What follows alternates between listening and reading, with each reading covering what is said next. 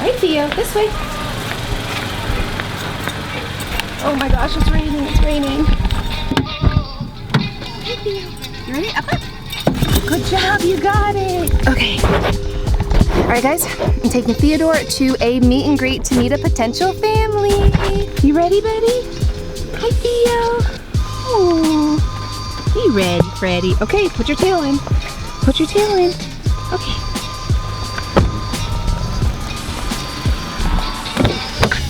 There he is. Hey, Bugaboo. So I am on the way. Oh, there we go. Lighting. We're on the way to take Theodore to yet another meet and greet. Again, a meet and greet is where I take Theo, my foster dog. If you're not familiar with who he is, you can click the link up here. But and watch that. But he's my foster dog. I've had him for over a year, and he needs to get adopted. And so he's gonna go meet a family right now. What do you think, Buggy?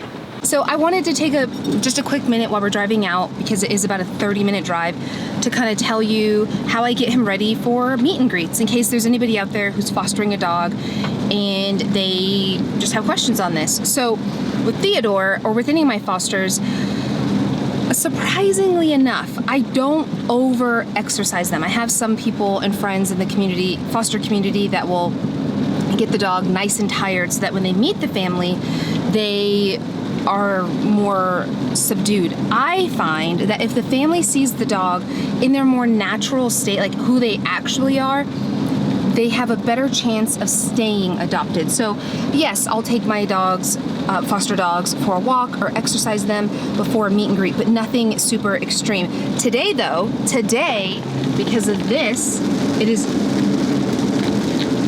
has been torrential downpouring. This is the widest it's been all day.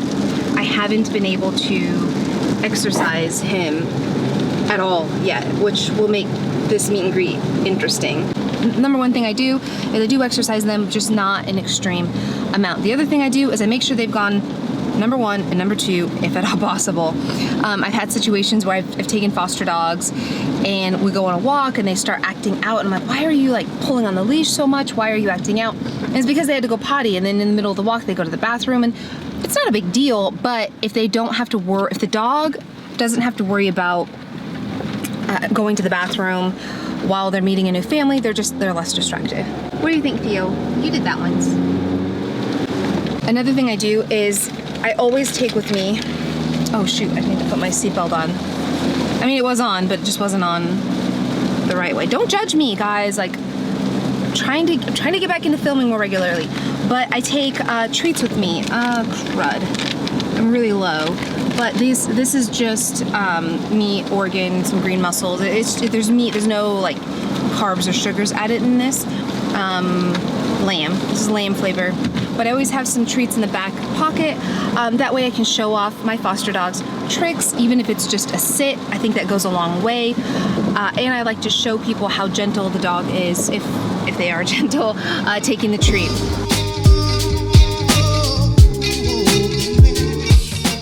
Also, I try to make sure that the dog has had a bath somewhat recently, or combed out, just so that they're presentable and the cutest possible.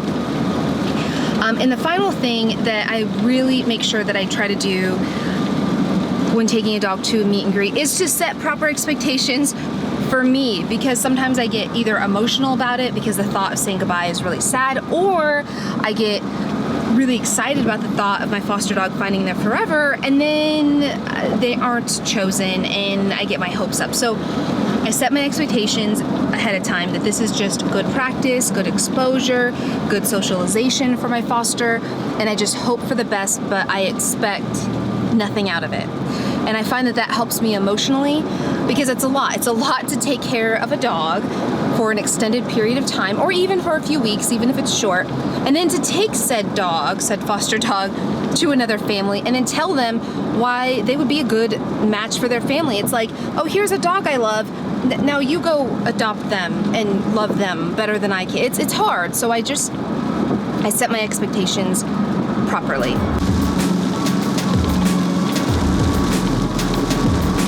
Ooh, this angle's not flattering. Oh, and we're turning. Hold on. Oh, did you guys see my shirt? Do you like it? My kids have paws. I love it. So we still have about another 30 minutes in the drive to get to the meet and greet location. It's not very close. So since I'm not driving, obviously, I usually, when we drive out there, I multitask. So I brought my laptop, and I have a very busy job. There's a lot going on, and so I try to take my laptop with me everywhere and work any free time I have instead of just sitting here. So I'm gonna get some work done.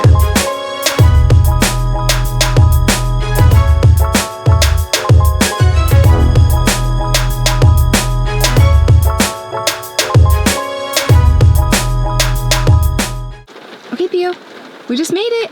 You ready? Ready to go meet your families? He's like, all right, let's get out of here. All right, we just left the meet and greet, and I feel really good about it, guys, but we talked about this. I'm not gonna get my hopes up. I'll insert a clip here. Come on up here.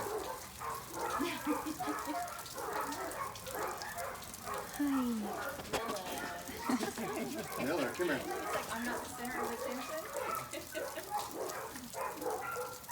He did really well with the dog. And the family, the family they seemed to really get Theo, to understand Theo. They seemed to love Theo. It was raining out, which made it a little difficult because all the dogs wanted to play in the rain, as you could see, but it was still a really good time, and I'm just really hopeful for Theo because we've had him for over a year now as a foster, and it's about time that he gets his forever family. I know he's not suffering by any means, but it's just always better for dogs to be settled. Anyways, that's gonna be it for today's vlog.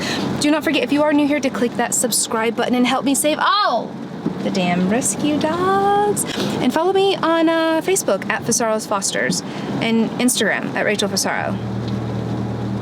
And I have a website, rachelfusaro.com, that I don't really update that much, but I'm going to. I just don't know. Okay, goodbye, guys. Hope you have a beautiful day. Goodbye. Say bye, Theo. Look how much you are.